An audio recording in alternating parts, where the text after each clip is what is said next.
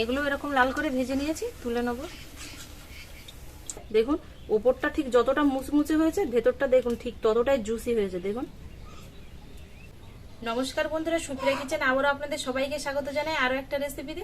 এই বর্ষার সময় আপনাদের জন্য মুখরোচক একটা চিকেন ও ব্রেডের পকোড়া রেসিপি নিয়ে চলে এসেছি। তো প্লিজ বন্ধুরা, আপনারা ভিডিওটা না কেটে প্রথমের থেকে শেষ পর্যন্ত দেখবেন আমার সঙ্গে থেকে। আশা করছি আপনাদের ভালো লাগবে।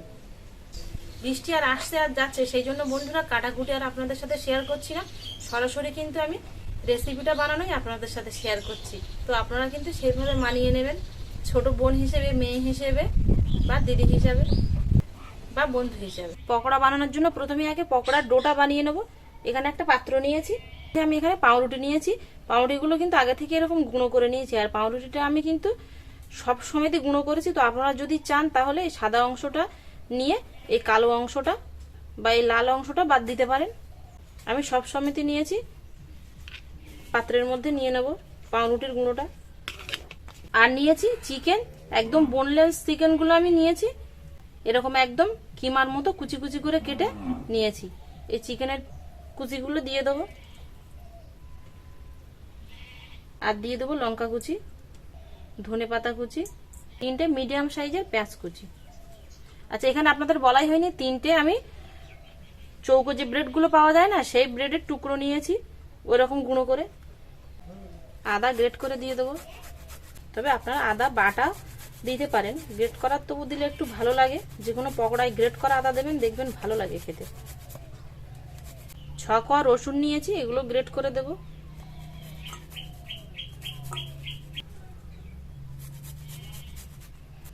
এর মধ্যে দিয়ে দেবো 1 বাটি বেসন,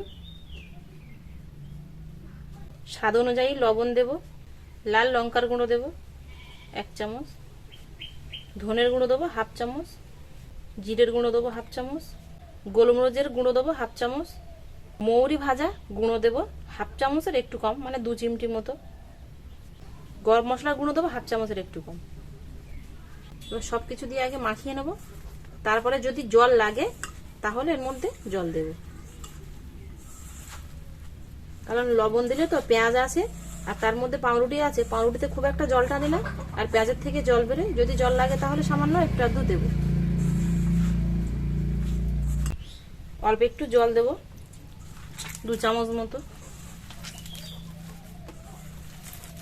বেশি জল কিন্তু লাগেনি, 3 থেকে 4 চামচ জল লেগেছে। দেখুন ডোটা ঠিক এরকম হয়েছে, এইটাই নরম, আর কিন্তু জল দেবো না, এরকম একটু শক্ত থাক, এভাবে বানাবো। সাদা তেল সমেত কড়াটা বসিয়ে দেবো। পেঁয়াজ তো যত বেশিক্ষণ থাকবে তত কিন্তু আস্তে আস্তে পেঁয়াজের থেকে জল বেরোতে শুরু করবে। দেখুন আগের থেকে অনেকটা কিন্তু নরম হয়ে গেছে। তেল গরম হয়ে গেছে, গরম তেলে পকোড়াগুলো ছেড়ে দিয়ে ভেজে নেব। ডোয়ের থেকে অল্প অল্প করে কেটে নিয়ে হাতের মধ্যে থেকে এইভাবে গোল করে নেব, নিয়ে ছেড়ে দেবো।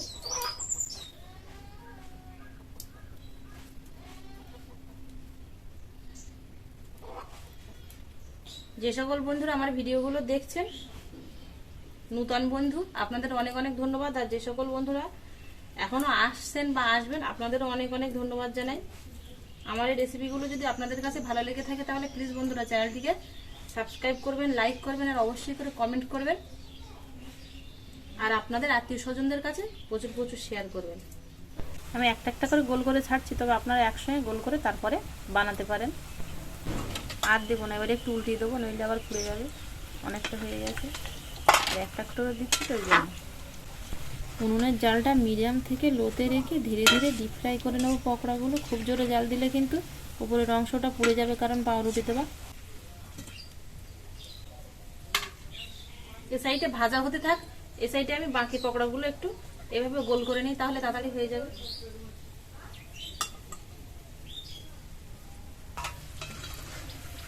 পকোড়াগুলো এরকম লাল করে ভেজে নিয়েছি, তুলে নেব।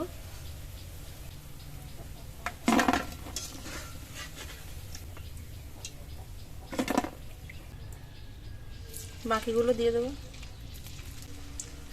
এগুলোও কিন্তু ধীরে ধীরে ডিপ ফ্রাই করে নেব। উনুনের জালটা কিন্তু আমি এরকম রেখেছি, তারপরে পকোড়াগুলো ভাজছি, কারণ ভিতরে চিকেন দেওয়া আছে, চিকেনটা সেদ্ধ হওয়া খুবই প্রয়োজন। আস্তে আস্তে দম বসলে চিকেনটা কিন্তু সেদ্ধ হবে, সেই জন্য একটু লো আঁচে ভাজতে হবে। এগুলো এরকম লাল করে ভেজে নিয়েছি, তুলে নেব। পকোড়াগুলো সব ভেজে নিয়েছি, এবার আপনাদের ভেঙে দেখাবো যে পকোড়াগুলো কতটা সুন্দর হয়েছে। আর আপনারা অবশ্যই বাড়িতে বানিয়ে খেয়ে দেখবেন, পকোড়াগুলো টেস্টিও হবে খুব ভালো। আপনাদের ভেঙে দেখাচ্ছি যে দেখুন, ওপরটা ঠিক যতটা মুচমুচে হয়েছে, ভেতরটা দেখুন ঠিক ততটাই জুসি হয়েছে দেখুন। আর এরকম কিন্তু ভেতরের অংশটা পুরোপুরি সেদ্ধ হয়ে গেছে পকোড়াগুলো। আর টেস্ট হবে আর এতটাই ভালো যে একবার বানিয়ে খেলে বারবার খেতে ইচ্ছে হয়।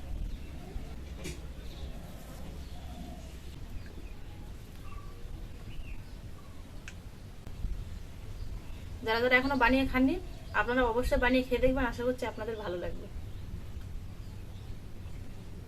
তো বন্ধুরা, এতক্ষণ আমার সঙ্গে থাকার জন্য আপনাদের অনেক অনেক ধন্যবাদ।